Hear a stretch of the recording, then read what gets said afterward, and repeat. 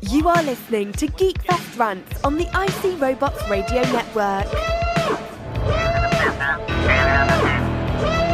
You have located Geekfest Rants, the entertainment podcast for genre geeks like you. Shall we play a game? Covering the world of vintage and current film and television since 2010. Game over, man! It's game over! Featuring in-depth conversations on sci-fi, horror, fantasy, comics, toys, and conventions. So say we all! So say we all! And now sit back, relax, and enjoy today's show.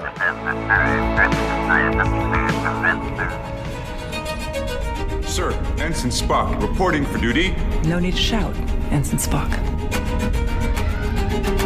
The Enterprise picked up a distress call from the USS Bauman. I need you to let me out of here. You're a prisoner. Your orders carry no weight anymore. When this is all done, you'll never see the inside of a starship again.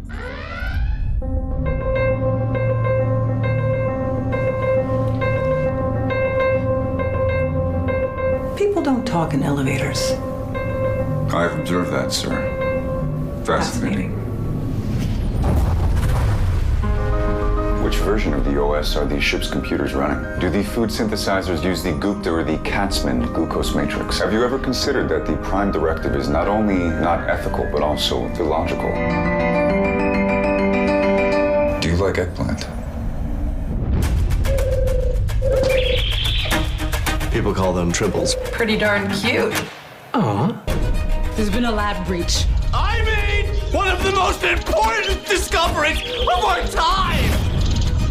Don't show any weakness, or they will eat you alive.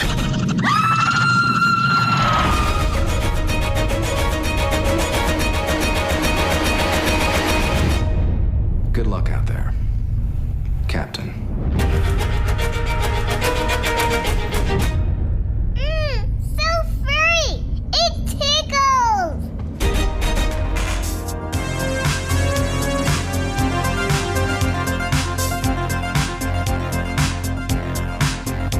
Hi everybody, and welcome once again to Geekfest Rants. My name is Carlos Perone, and today once more I have Andrew Gaska joining me.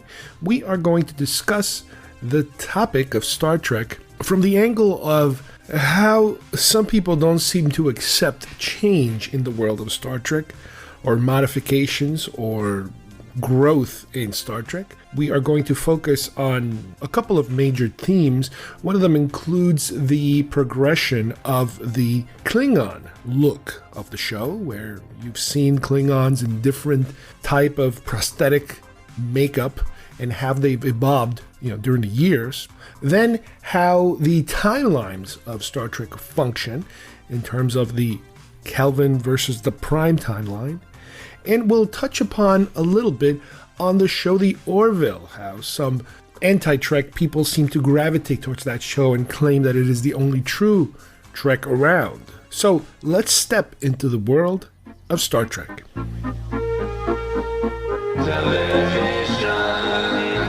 Television is not the truth.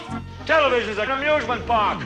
Television is a circus, a carnival, a traveling troupe of acrobats, storytellers, dancers, singers, jugglers, sideshow freaks, lion tamers, and football players. We're in the boredom-killing business. All right, well, thanks again, guys, for joining me. I have with me Andrew Gaska. He's been with us a few times. How are you, Andrew? Oh, very good, thanks. Well, I've asked Andrew to come and join us today, and we're going to switch topics. I know we've done some ape stuff, and now I want to hit him with Star Trek, which is, one of the many obsessions that we all have. I've been on the Star Trek bandwagon for a long time, so has Andrew. And Andrew has actually posted a couple of articles on his blog about a specific subject. And obviously, we've talked about in the past with other people about the negative reaction that some people are having to Star Trek Discovery. I don't feel that way. I'm actually enjoying the show. To me, it's practically cinematic, the way that they present it and how hooked I am on the show. But one of the early, and not so much this second season, because they kind of backed off the Klingons a little bit, but during that first season, one of the go-to sticks to beat over the head, of Discovery was the Klingons. Oh my God, they look different. This is it. I can't take it anymore. The show is over. I quit. That kind of reaction some people had. Now, Andrew, why don't you tell us a little bit about both the real reason why they look different, the technical reason why they look different, and the universe reason of why they look different. Let's start off by saying this is not the first time the Klingons have looked different. Really? You know this. I remember in 1979, I remember being 7 years old, and I had been watching Star Trek with my dad since I was 5, and going to the theater and recognizing the Klingon ship, and then being like, who are those guys flying those ships? Suddenly the Klingons had lobsters on their heads. And we were just supposed to accept it. And there was a lot of fan confusion about it. And Gene at Roddenberry actually joked about how the Klingons we saw on the classic show were Southern Klingons and that these were Northern Klingons, which is a ridiculous idea in the way he put it. But still, that's how much he cared about it. He didn't. They could do makeup that he wanted to do. And it's actually makeup that they had done for a pilot of Gene's called Planet Earth. And that's where the lobster head first came from. And he liked that makeup. And since Planet Earth didn't go anywhere, he wanted to apply it to the Klingons because now he could. So that's why we got different Klingons. And the funny thing is if you take a look at the makeup in the first movie, it's very different than what we got in Star Trek 3, which is the next time we see the Klingons. It's much more rigid looking. It doesn't look as organic as it does in Star Trek 3. And obviously Star Trek 3 was the template for what they used for Next Generation. But even with that, Worf's head is not like their heads. Worf's head became more like the Star Trek 3 heads as it went along. But Worf's head originally looks like a light bulb. And it even developed season to season. They tweaked the makeup quite a bit from the first season to later on. They diminished it a little bit. Right. But I mean, I can understand why fans are like, well, as Klingons get older, their ridges change. Okay. Okay. We can come up with that. That's fine. But there was no reason for the switch to the lobster heads for 25 years. I was a big role player, and the Star Trek role-playing game from FASA was amazing. And they had explained it, and I think the actual explanation came from Ford's novel, The Final Reflection, because I think he wrote the Klingon supplement for the fifth. Oh, okay. Yeah, and it basically it was that the Klingons, when they first encountered humans on their frontier, they didn't know how to deal with them, so they made human-Klingon fusions. And so that's what those were supposed to be in the classic series. But when the fusions failed to defeat the humans, they stopped those experiments. So that was what I just assumed it was for many years, and so did many hardcore fans. But then Kor and Koloth, our Klingons from the classic series, showed up on Deep Space Nine with ridges on their heads.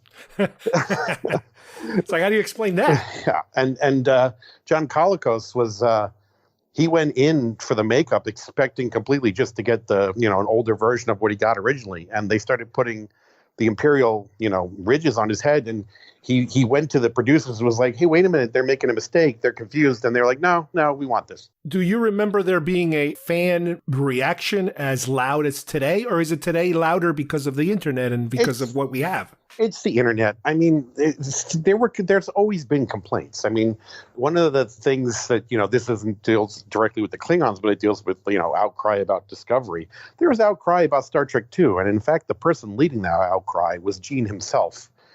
Gene was not happy that all of a sudden everything was militaristic and he was boycotting it. And then the movie, he was boycotting it before it came out. And the movie came out and everybody loves Spock's death and everything. And suddenly Gene was like, oh, no, it's great. He had the only Star Trek movie he really had control over was the first one. Right. After that, they sank so much money into that. And because they had to absorb the money from the pilots for the Phase 2 series and all the development of the other movies like Planet of the Titans and all the stuff. Because they kept going back. Yeah, they kept going back and forth. Which way should we go? Right. So in the end, that budget ballooned. I mean, Star Wars budget, I think, was $11 million. Yeah. And the first motion picture budget was $40 million. So, I mean, that just sounds like nothing to us nowadays with the movie budgets nowadays, but you have to adjust for inflation and it comes out to some crazy numbers. So, right. So basically, so Gene had stuff taken away from him and Star Trek became, the fan beloved Star Trek 2, which everybody swears by. but everybody was fighting it back then. And the same thing happened with Next Generation. And I've even posted another one of my essays on my blog. Yes. Talks about how Next Generation was bashed when it came out, and actually have some newspaper articles posted on there from when that happened. The difference is the internet. We have instantaneous gratification. We have the ability to instantaneously complain. There was a series of books. Oh, what the hell are they called? You may know what they are. They were Star Trek fan books, which were just full of essays and stuff. Yeah, so that book series was like letters and essays that fans wrote, whether they were fans that were professionals in the industry or just fans. And it was all about, how they felt about Star Trek and what was going on. And this was published as books that would come out in regular bookstores, but, it would say Trek something or other on it, but the covers would never have the Enterprise on it or anything because it was not an official product. Right. And this is how people bitched back then. And if you look at those essays in there, so many people complaining about every little thing that changed. So this was going on back then. Or if you went to a convention and you hung around like in a certain room where a whole bunch of Star Trek guys would be, and you kind of overhear these conversations. Right. That and another one, and actually that's how Gene was first organizing the boycott for Star Trek 2. And then there's also the letters column for Starlog magazine. Oh, okay, yeah. Where if you go back and look at some of that stuff, that's like people bitching completely about what are classics to us today. Complaining about what Cameron did with Aliens, even, it's just like, no, that's not what people feel anymore. And I think that's what's going to happen with Discovery eventually. But Next Generation lasted so long, and it morphed later into more different shows that I guess people got used to it, and then it didn't change that much during the run of Next Generation. We kind of got used to, the Worf prototype, I guess. And it just kind of continued in that way. And whatever movies were happening at the time, if there were any Klingons, they kind of got in line with each other until we got to the JJ film. Well, yes and no, because Star Trek 5 and Star Trek 6 also have a different take on the Klingon makeup. Oh. Star Trek 6 especially. I think they scaled it back a little. Yeah. They look a little more human, less hair, I guess. Yeah, so on Star Trek 6, Richard Snell, he was working on the makeup, and he was relieved that Nicholas Meyer gave him room to play with the Klingon makeup and change it up a little bit because he didn't want to do the same thing that had been done a million times. So what's interesting is that if you look at the makeup there, it's definitely not the same as the Star Trek 3 makeup. I remember being in the theater, I'm like, whoa, okay, this is different, but you just accepted it. They're much warmer flesh tones, for one. And if you look, their bumps are not as pronounced. And if you look at right, Christopher Plummer's character, especially, he's bald, and that's right. So, the whole thing about the Discovery Klingons shaving their heads in times of war, and the fact that guy was running around talking about how he was a warrior all the time, he was a warmonger, and his head was shaved. So, does that work? That makes sense. Yeah. There's ways to tie this stuff into canon if you want. Or you can just look at everything that's different and say, I don't like things that are different. Maybe they went too far with the Discovery Klingons. I would say the Discovery Klingons are an evolution, even though it's not this timeline, but they look a little more like the J.J. Abrams ones. Yeah, it's definitely an evolution in designs and style. Right. Yeah, 100%. And that's behind the scenes. But if you're going to look at it universe-wise... It's different. Yeah. And there's a couple of ways to look at that. There's no reason why there can't be...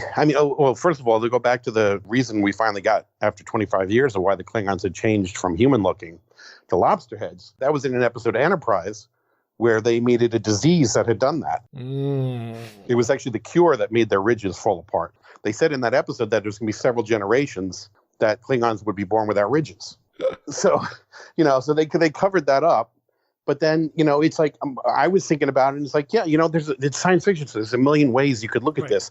But then they come back again. The ridges return way, way later, for a while, by the time we get to Next Generation. Yeah, well, even in the Star Trek motion pictures, in that era. You're still there, yeah. There's a novel that, I think it's a Captain Sulu novel that Peter David wrote, maybe? I'm not sure.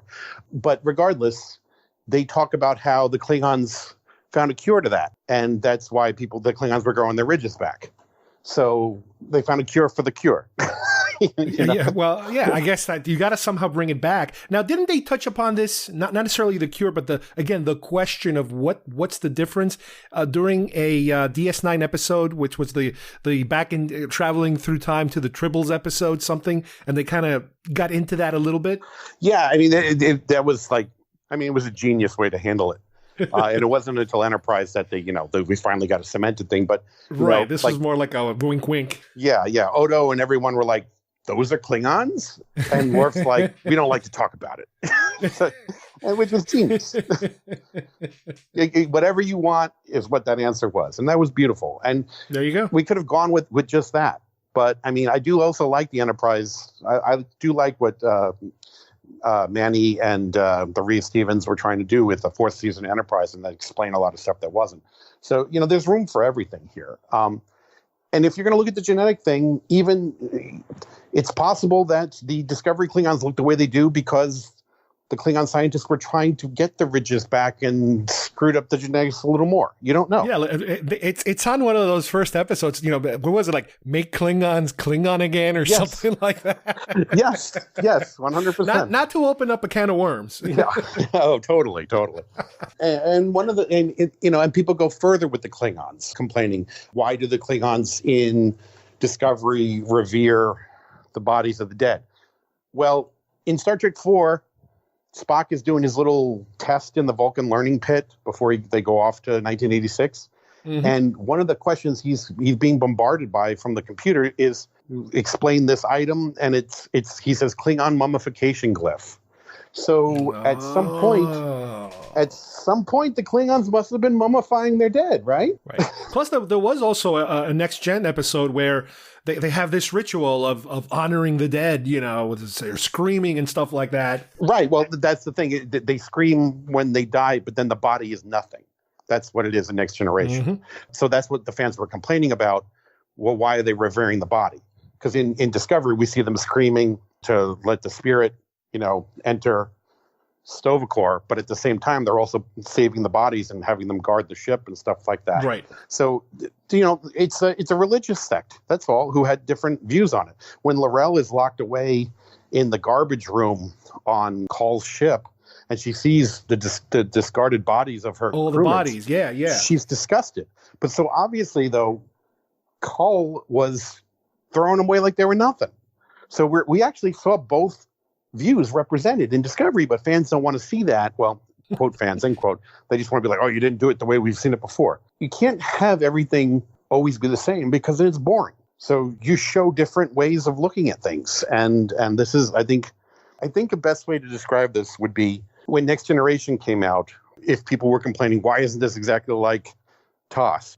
Why isn't everything overblown in colors? And why don't we have like really basic morality plays? Why is it so complicated? It had to be upgraded for the times. And now Discovery is upgraded from that Berman Trek. And I guess the biggest issue is that the Berman Trek lasted for such a long period of time that fans just decide that's what Star Trek is. Well, I'm glad that at least they took that first season and they went really, really heavy on the Klingons, because I remember that was one of the promises I think that Enterprise was supposed to be, that they were going to really explore how the Federation and the Klingons, they did a little, but then they kind of moved away because I guess the ratings were not where they wanted them, so they started exploring other subjects. But I thought Enterprise was going to be more like that. Right. More of the wide explanation of the war and the hostilities. But I'm glad they did it at least with Discovery. What's interesting about Enterprise is that if you look online, you can find been thinking about doing an essay on this. What they wanted to do with Enterprise was so different than what they wound up with. I mean, we wound up with transporters, and we wound up a ship that looks a lot like the Enterprise in design with the saucer and everything. What we were supposed to have was going to be really nothing at all like what we were familiar with Star Trek, that was going to evolve into Star Trek by the time the series ended. And that would have been beautiful, but the producers, actually, it wasn't even the producers of the show. The producers of the show were all about it. It was the execs who were like, oh, no, this isn't Star Trek. Where's the transporter? You need to have that transporter. You need to have your phasers, So we wound up with Enterprise being sort of like a stale version of what it could have been. And I also remember Enterprise, around the time of 9/11, all of a sudden their storyline had to reflect 9/11. So they did their version of a 9/11 kind of scenario. The Zindi thing, yes. Yeah. I wish we had seen some Xindi in Discovery because I thought they were. I think the season 3 arc in Enterprise with the whole Xindi thing was, for me, that saved the show because season 1 and 2 were kind of stillborn. Season 3 is where it started to get interesting, and season 4, if only they had continued at that point, because that's when they pulled the plug by the time they got around there. Yeah. Now, let me ask you, how do you feel about the J.J. Abrams Klingons? I mean, I really like their armor. The ones that were in the helmets and everything. The Klingon design itself, it's like they made such a big deal when he pulled the helmet off, and I was like, man, it looks like a Klingon to me. I mean, there's a difference in the design, but I could see that guy hanging out with Worf. Like a slightly no different than an Asian guy hanging out with a European guy. It didn't seem like a huge drastic difference to me. I saw them closer to Discovery in design than to traditional, or what at that moment was traditional Worf kind of design. It's like a missing link between the two. Okay. I mean, that's how I see it. I don't think the head's bulbous on that, is it? I'm not sure. We didn't really get. We did get a battle scene, I remember, but they were not really the stars of the show. They weren't that prominent. Yeah. I'm also a little disappointed that at least in the second season of Discovery, we didn't get. We got a little Klingon in terms of the continuation of what's going on, but they were definitely set aside because they wanted to tell a different story the second time around. I have a feeling. Well, when we get to the Section 31 show, we're going to have a lot of Klingon stuff just because. Well. Of Tyler, Well, yeah, he's a big deal here. Now, let me jump a little bit here now to the whole issue of some people they're so upset at Discovery that they don't even want to think it's the same universe. This being one of the reasons, the technology, the actors, the whole thing about it. But can you explain to us a little bit how does what is the Prime and what is the Kelvin timelines, and how do they touch each other and not touch each other? Because I just read an article about this new Picard show that's coming that they're saying it is definitely in the Prime timeline, but there are implications from the formation of the Kelvin timeline that he has to deal with. So where are these two in relation to each other? Okay, so the Prime timeline is the original timeline. It is not a different timeline. It is the original one. There are, aside from the Mirror Universe, there are two timelines. There's the Prime, and then there's the Kelvin. The Kelvin is the one, the J.J. Abrams universe, okay? So in the Prime timeline, when Spock is talking in the Abrams movie, the older Spock, the Leonard Nimoy Spock, they call him Prime Spock and everything else because he's the Spock from the Prime universe. Mm-hmm. He's talking about what he did in the Prime universe that led him into the Kelvin universe. So he's talking about how he tried to stop this supernova that was going to destroy Romulus. And in the process, he got thrown back in time, but not into the Prime, into an alternate universe, which was the Kelvin. So everything he talks about in that, about what led him to where he is, and actually Nero and him, they're all from the Prime. So that stuff happened in the Star Trek universe that we've known forever. And fans can't seem to grasp this because they're like, but no, that was in the JJ movie. So that's, no, it's like, no, why would they call him Spock Prime then? Seriously. It's really simple, guys. Stop complicating it. So yeah, all that stuff happened. And there was a comic series that I think Kurtzman wrote it, actually. It was Kurtzman and his partner, writer from the 2009 movie. They co-wrote a comic series called Countdown. Oh, with all the different, with even the next gen people were in it. Yes. And in it, before had become Data, and because the data programming that was downloaded into him had inserted itself. And Picard was an admiral, and Picard was leading a rescue effort to Romulus while Spock was trying to stop the supernova. And now all of a sudden we're hearing all this stuff about the Picard show, which seems to indicate that stuff happened. Well, yeah, they do talk something about him leading the greatest armada, before he kind of, I guess, retired or something, and something went wrong. Okay, well, maybe they're going to go in that direction. Yeah, I mean, it's one of the. If you start putting this stuff together, and maybe you want to say spoilers, but this is all guesswork. But based on what we've seen, I've seen stuff about the casting, and one of the main characters is supposed to be a young Romulan character who's going to be part of Picard's group.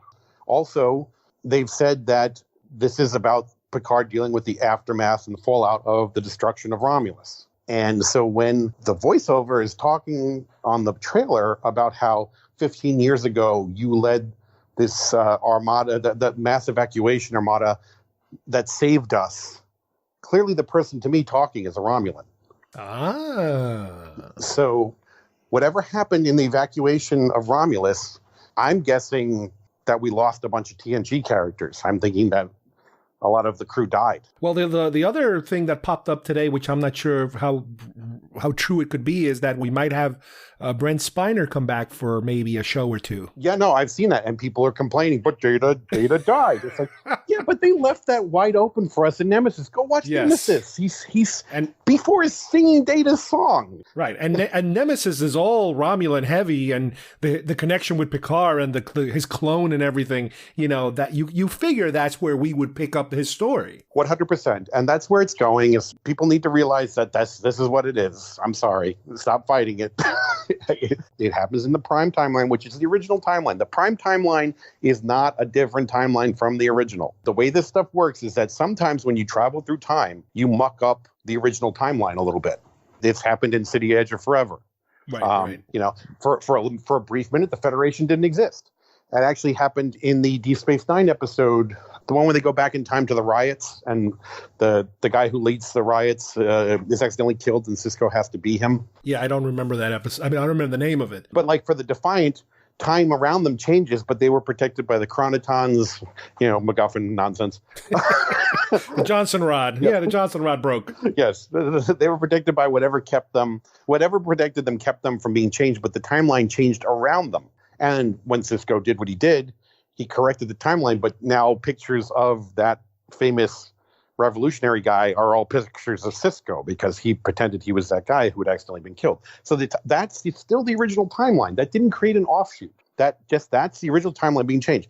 In the original timeline, Earth was probably destroyed by that probe in Star Trek IV. But Kirk and Spock went back in time to 86, grabbed some whales and brought them forward, so they altered the timeline. Now, if they don't spend a lot of time on a specific timeline, you are creating basically a multiverse of Star Trek world building, because where does the Mirror universe fall under this? Is that considered another timeline, or that's a completely separate phenomenon? The Mirror universe is not an altering of our own universe. It's a parallel universe. But if you go back enough on that universe, do you reach a point where it's exactly like ours, or it will always be different no matter how far back you go? I mean, that's a good question. That's a really good question, because the way I had always looked at it in the past was that Nero going and destroying the Kelvin is what changed that timeline. But then Simon Pegg was talking about how that did not only affect moving forward, but ripples moved backwards in time, which changed time as well in the Kelvin. So, yeah, but who cares what Simon Pegg says? Well, Simon Pegg was writing the third movie, so damn it. That's why I care, and I actually kind of like the dude. That's funny though.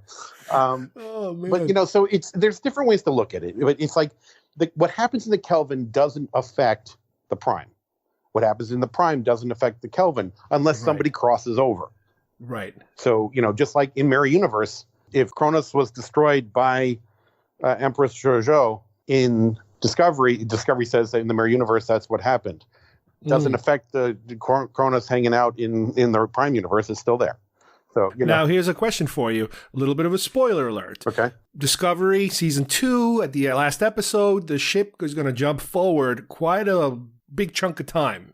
Does this mean that this next season, if they do spend the entire season in the destination where they're heading, which is like, I think they said 900 and I don't know how many years. 950. Are we now creating a new timeline? I guess it might depend on whether or not they return. I don't think they're going to return.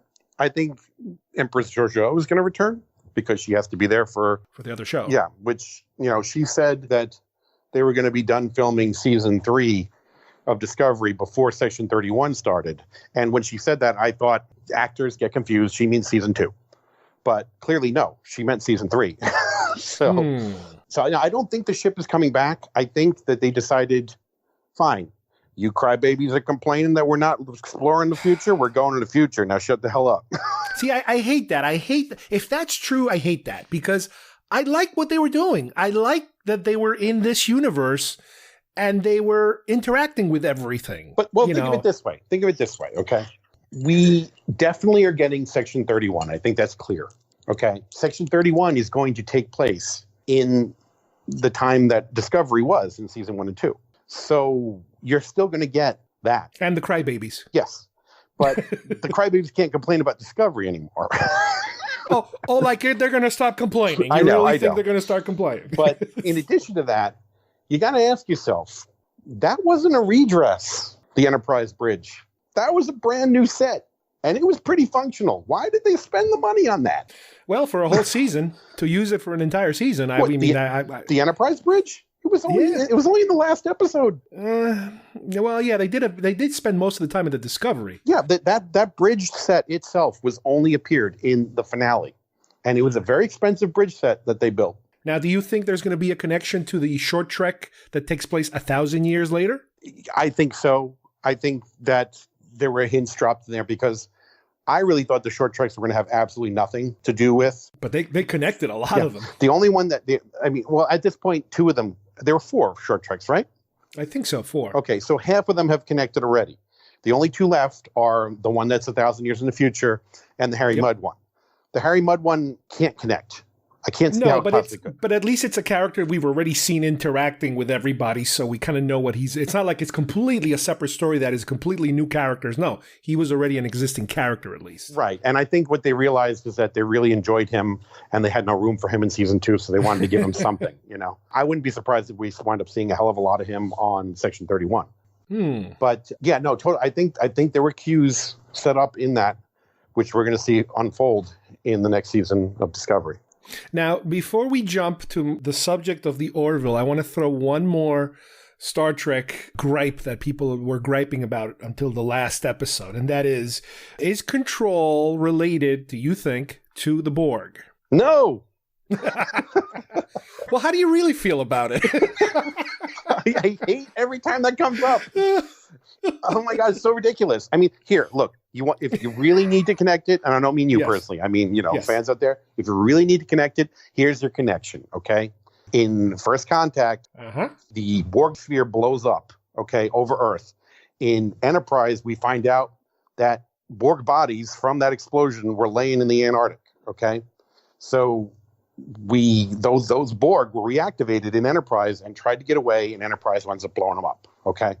So if you really want a Borg connection, whatever data they got from the Borg there, Section 31 had classified, and Control used the idea of nanoprobes to reconfigure people. They got that from the Borg.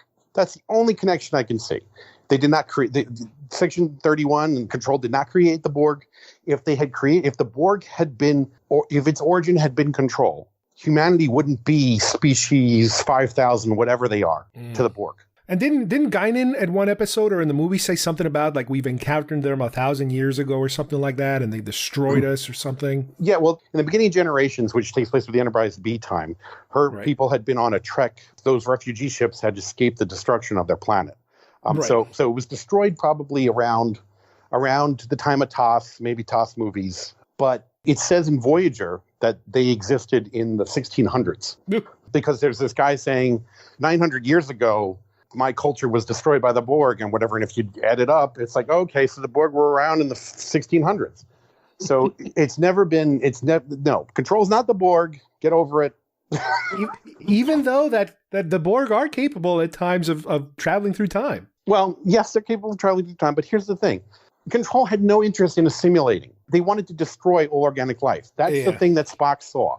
All organic life destroyed, not assimilated. So if it was a Borg future he was seeing, he would have seen similar to what in First Contact they saw. Yeah, Borg cities and Borg Empire or something. No, instead they saw everything wiped out. So, no, not the Borg. Okay, so since you seem to hate Star Trek so much, how come you feel that the Orville is the best Star Trek show around, Andrew? Oh. Well, first let me ask you, do you like the Orville? I did not like it when it started. I like it very much now. When it started, that Seth MacFarlane humor was so out of place. At this point, okay, here we have an almost Next Generation story. Remember? Actually, I think I remember seeing this Next Generation episode, so they're copying it. Oh, dick and fart joke. That's the way it was when it was first started. And I was like, can we stop, please?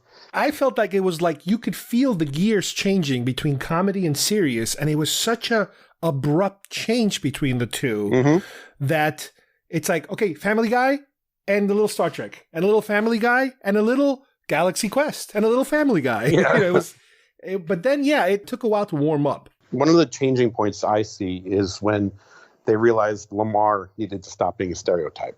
He went from saying, yo, bitch, I got you on the bridge to being like the smartest guy on the ship. And I was like, okay, thank you. Thank you for making him the smartest guy on the ship. Thank you for making that have been an insecurity thing that he was putting forth because he was insecure about his smartness. Now, all of a sudden, I feel like we're watching something serious here instead of just this nonsense.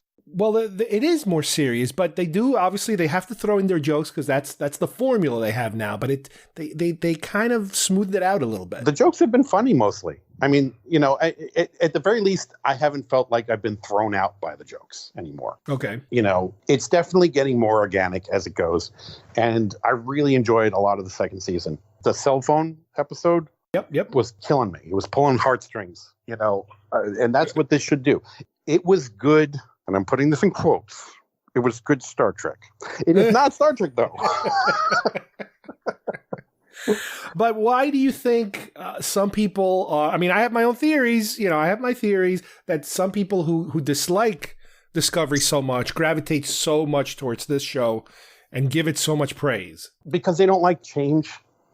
And the format that the Orville is familiar to them, and it feels like Next Generation and everything them. But the thing is that there's so much about the Orville that is so not what Gene would have wanted and so not what any of the Star Trek producers would have intended. And also the comedy styles of McFarlane and his messages they're beating. I mean, if you think Star Trek beats you over the head with a message, this one really beats you over the head with a message. Yep. Yeah. So you figure they would run away in the opposite direction because of the message. What people need to understand more than anything is that it can never be Star Trek, nor does it want to be.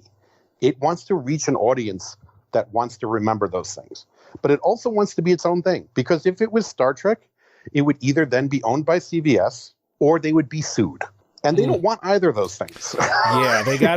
They do have to be very careful because you can tell if you go a little overboard, the lawyers will just come down on them. Yep. And it's just Seth. From what I understand, Seth had pitched a new Star Trek show. This was a few years ago, back in, I think it was like 2012. It was before the JJ movie. There was a bunch of people pitching Star Trek shows back then. And Michael Straczynski was one of them. Wow. Yeah. No, you can find these things on the internet. And there was somebody else who had done something that was supposed to be an animated series. And that was the one that got the furthest along. And it was set like 1,000 years in the future. And like space was all messed up by how in Next Generation they said warp engines were destroying subspace. Yeah, so you could not travel with warp through certain areas and stuff like that. And the Federation was falling apart. And that was the one that actually got the furthest towards being made, but then was shut down also. Because as soon as JJ came on board, they were like, yeah, no, we're doing this. Because financially, that makes sense. Well, down the line, we are going to get another animated show, they said. Yes. But unfortunately, I'm disappointed that it looks like they're abandoning the Khan miniseries somewhat. Okay, so two things to discuss the Khan thing real quickly. From what I understand, from what Nicholas Meyer is saying, is that they couldn't justify the cost for just a miniseries.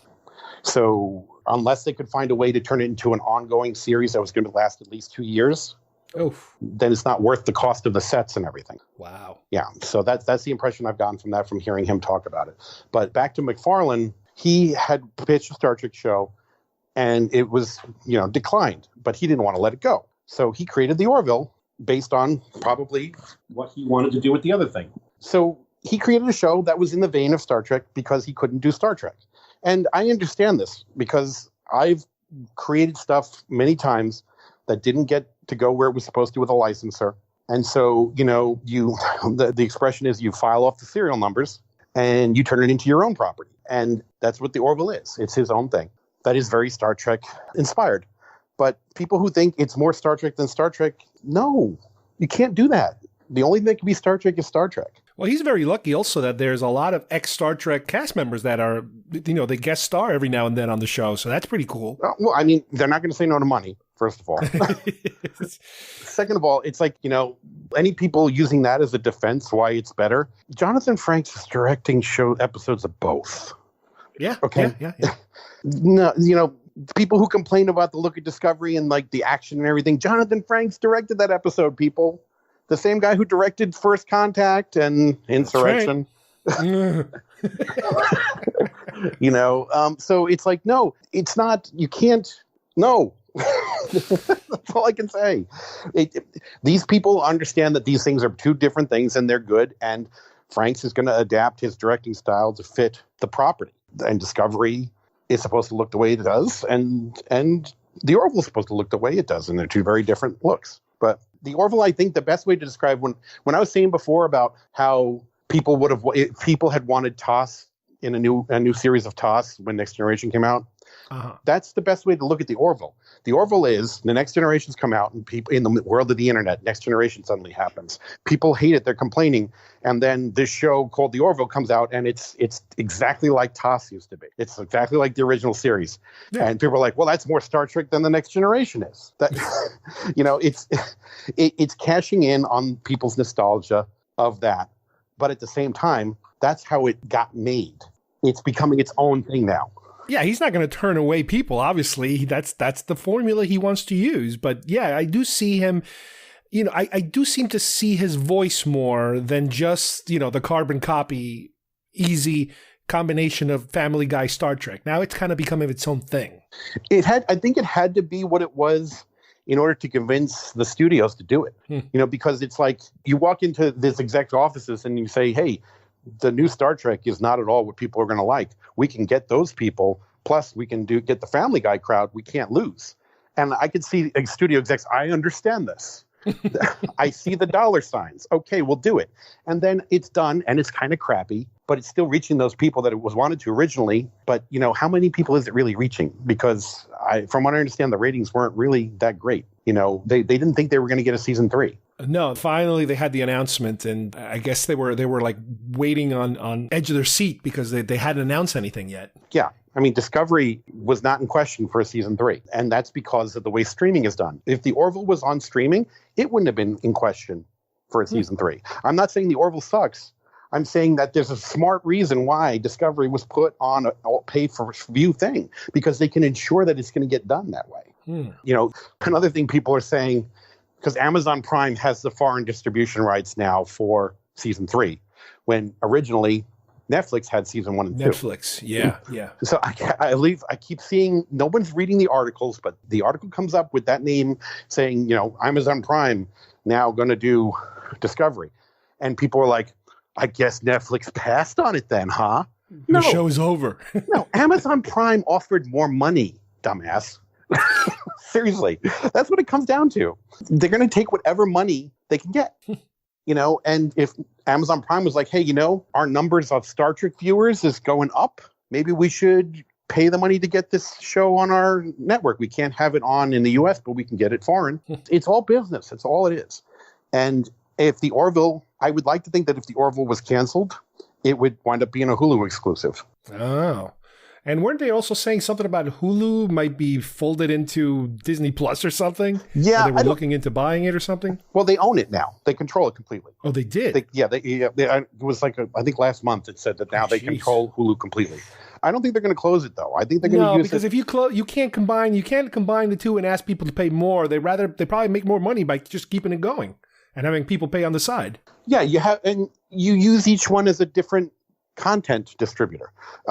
When Disney owned Touchstone, and Touchstone was doing rated R movies. They were never going to make that be a Disney movie, but it could be a Touchstone movie. Yeah. It's a different distribution channel, and I think it works. Now, with all the different shows that we just mentioned that are still coming associated with Trek, You think that there's going to be any relief in the way in terms of people not reacting in this manner? Or do you think this is a trend we have now to deal with, whether it's a Twitter feed or a Facebook page or whatever it is you're dealing with, of people just completely losing their mind, and attacking each other or attacking, people that are fans of the show as a regular thing now? It's just like normal discourse. It's normal discourse. It's going to keep going on. But at the same time, I think the Picard show is a brilliant move because it's going to shut a lot of people up, especially if we see a Klingon that looks the way they did in Next Generation times, then people are going to shut the hell up completely. But even still with that, it's like I saw some really nasty things show up in the groups. It's like someone posted the trailer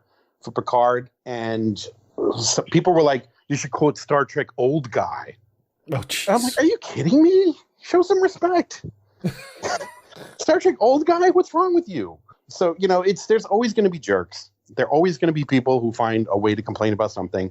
And unfortunately, this new brave world that we live in, which is the interwebs, allows that to just happen.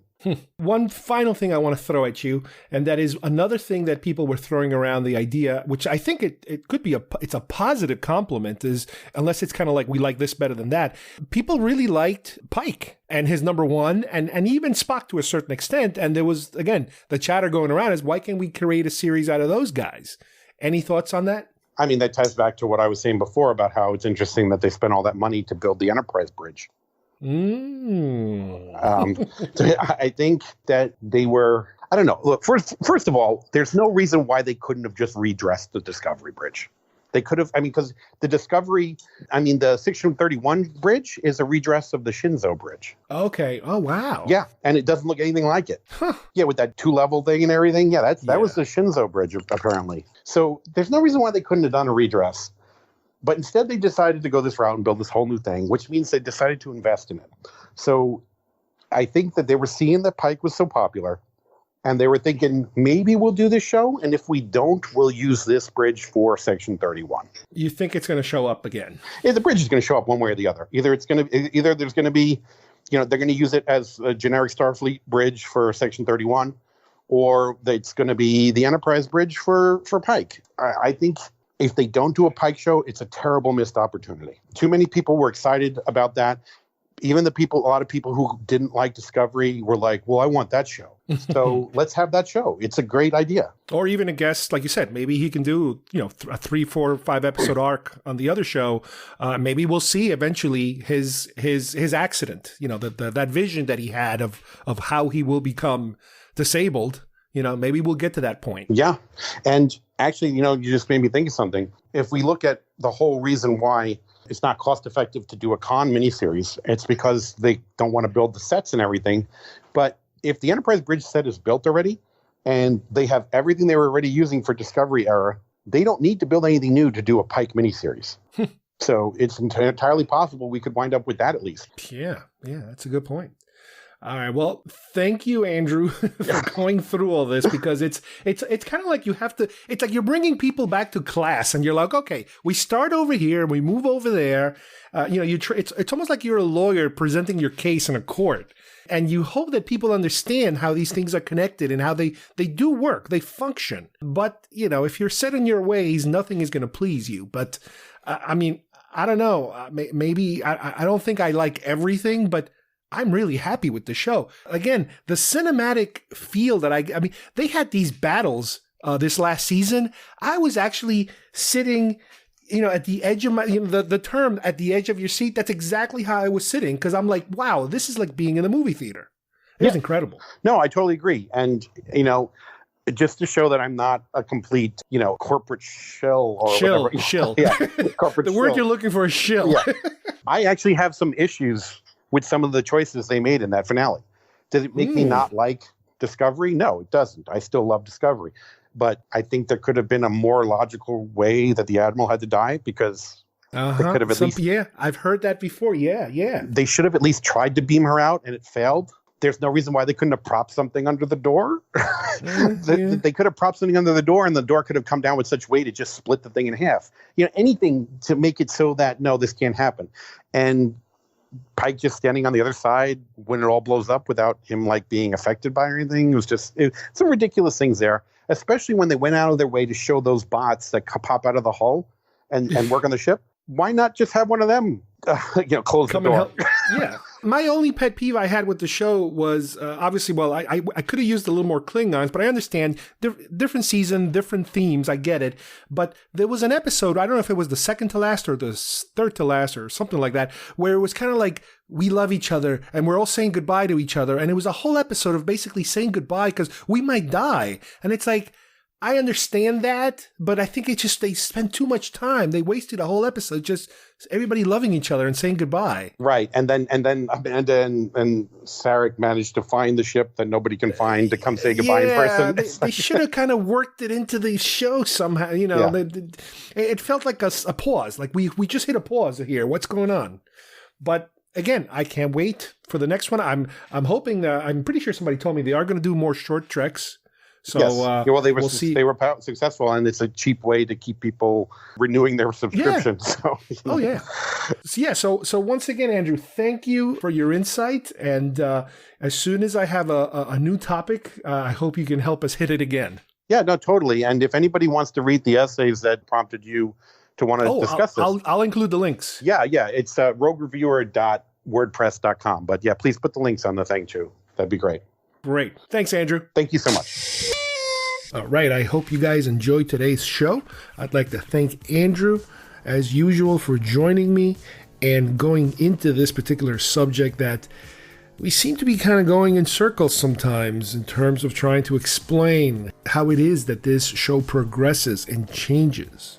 One of the things that I like to note is that since the show was recorded, we've seen the new trailer, the full trailer for the Picard series. And we were theorizing on where the show will go. And based on that trailer, I think we were kind of half right.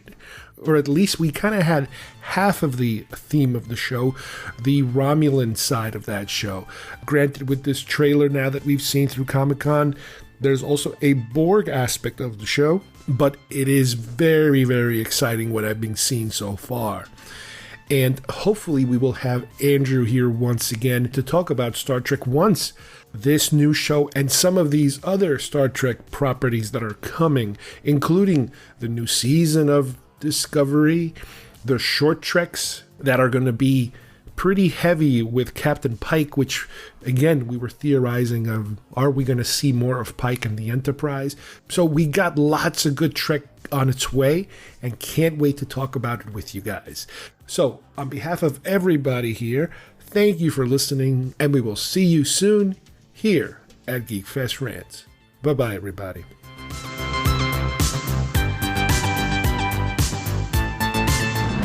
Captain Starlog Supplemental. Admiral Krell has convinced the High Council to call off their sterilization program. They promised to distribute Phlox's cure throughout the Empire. There's no trace of the virus in your bloodstream. My Targ won't even recognize me. In the future, it may be possible to reverse the cosmetic effects. I suppose this is what I deserve. Millions of my people will have to live with this disfigurement. It'll be passed on to our children. Life won't be easy for us. You did your best to correct your mistakes. That's all we can ask of ourselves. I doubt my superiors will allow me to remain in my position. I'll need to find a new specialty. Perhaps cranial reconstruction. I have a feeling that's about to become very popular. What'll it be, boys? And don't ask for Ractigino. If I have to say we don't carry Who that ordered one a more time. Ractigino? The Klingons. Klingons? Over there and over there. Those are Klingons? All right. You boys have had enough. Mr. Worf? They are Klingons. And it is a long story. What happened? Some kind of genetic engineering? A viral mutation? We do not discuss it with outsiders. Of God.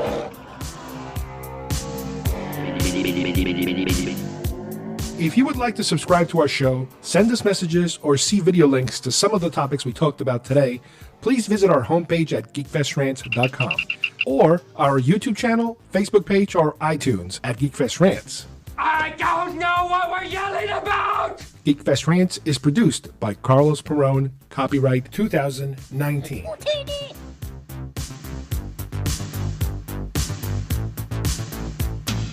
This broadcast is part of the IC Robots Radio Network.